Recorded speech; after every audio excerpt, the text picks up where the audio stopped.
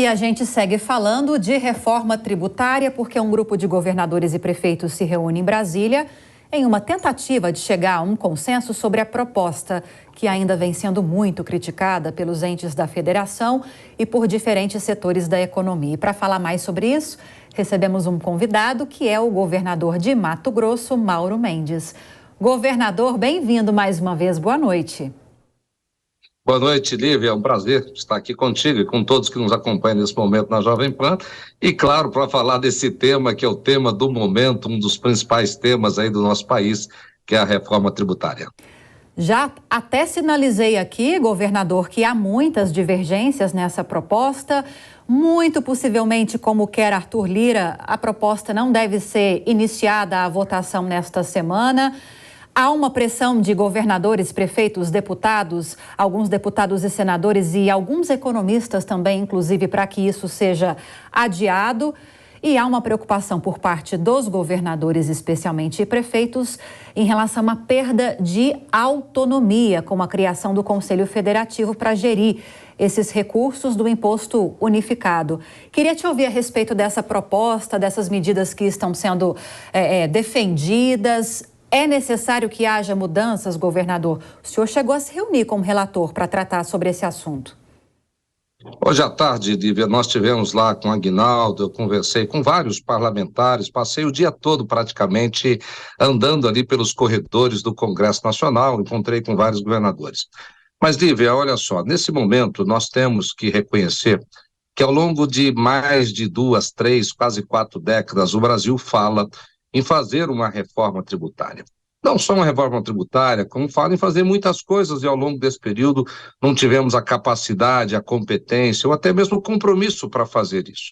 E nesse momento se discute mais uma vez, de forma muito intensa, a necessidade de fazer uma reforma tributária. E durante alguns meses desse ano, muitos de nós brasileiros, atores políticos, a imprensa, os economistas, ficamos discutindo uma reforma tributária falando do ponto de vista conceitual, que é preciso simplificar o sistema tributário, que nós precisamos modernizar a nossa legislação, que o ICMS é um imposto velho que envelheceu ao longo do tempo e que o Brasil cobra-se muitos impostos e que devolve muito pouco para o cidadão.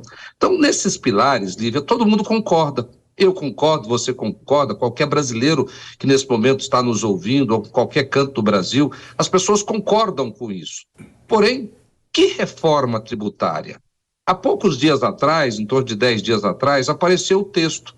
Agora que começa a discussão para valer, porque até então nós discutimos sob o ponto de vista de pilares, de conceitos. E no conceito todo mundo converge. Eu cheguei a ver a CNI fazer um grande evento apoiando a reforma tributária quando nem texto tinha. Qual reforma que a CNI estava apoiando? Se não tinha texto. Então, ela poderia dizer, como eu disse muitas vezes, eu apoio os princípios do que o Brasil precisa fazer e fazer rápido. Agora, não dá para entregar um texto numa semana.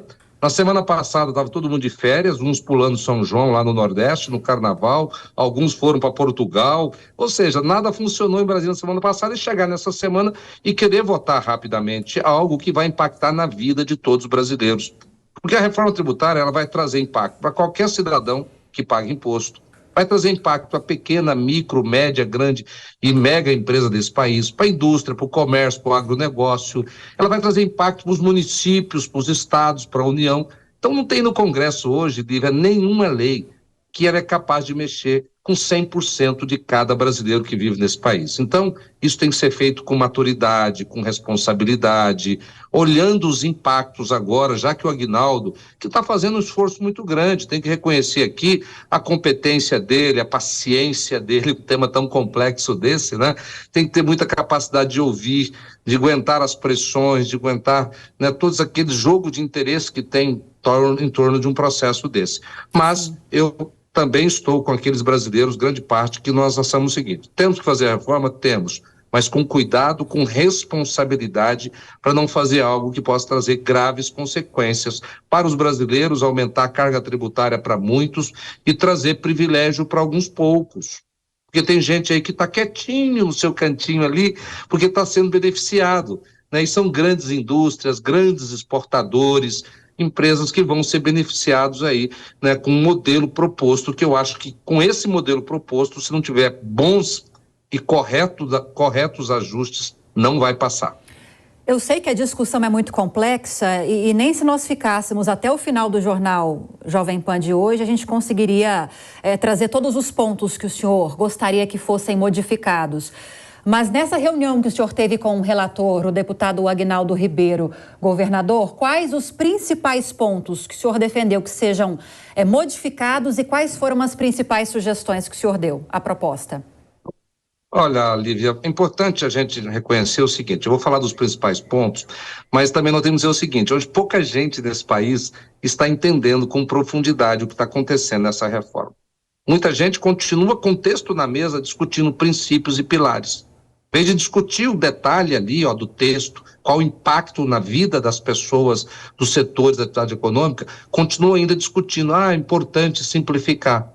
Parou, esse tempo do princípio já deu. Então, hoje nós apresentamos para o Aguinaldo, como fizemos alguns dias atrás, alguns impactos que nós achamos que precisa ser ajustado. Um deles é uma preocupação que nós temos, porque está muito claro lá que vai haver uma tributação na cesta básica. E não é justo que você tribute os mais pobres em detrimento, né, daqueles que podem pagar um pouco mais. Então, existe uma tributação na cesta básica, então vai haver um aumento de carga tributária para os mais pobres e para a classe média. Existe um privilégio muito grande para os exportadores. Eu já falei isso muitas vezes. A Vale do Rio Doce, Lívia, sabe qual foi o lucro dela no ano passado?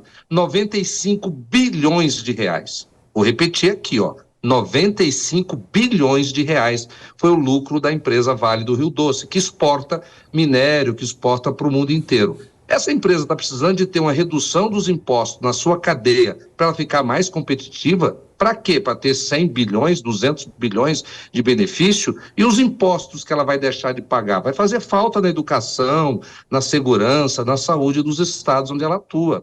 Então, eu mostrei isso para ele, uma preocupação que possa haver um aumento da tributação do agronegócio, um setor importante da economia brasileira. Então, nós mostramos alguns pontos ali, né, que podem, por exemplo, tirar a competitividade regional. Existe uma diferença muito grande entre as regiões do país. O Brasil é um país muito gigantesco. Ele tem 5 grandes regiões e elas são diferentes entre si. Não dá para deixar de reconhecer isso e querer tratar todo mundo igual. Então, eu mostrei para ele que existem alguns mecanismos de desenvolvimento regional, principalmente para investir em infraestrutura, que precisa ser preservado. Mostramos isso para ele, ele ouviu atentamente e fez até alguns compromissos de poder contemplar nessa revisão de texto aí. Mas, mesmo com isso, Lívia, eu acho que essa discussão precisa amadurecer um pouco mais para que nós votemos. E eu gostaria muito que a gente simplificasse, que votasse uma reforma mais madura. Não dá para fazer agora a contragosto. É melhor que isso vá para agosto e vá para setembro, mas que haja um amadurecimento. Perfeito. Perfeito. Conversamos com o governador de Mato Grosso, Mauro Mendes. Governador, muito obrigada pela entrevista. Bem-vindo sempre ao Jornal Jovem Pan.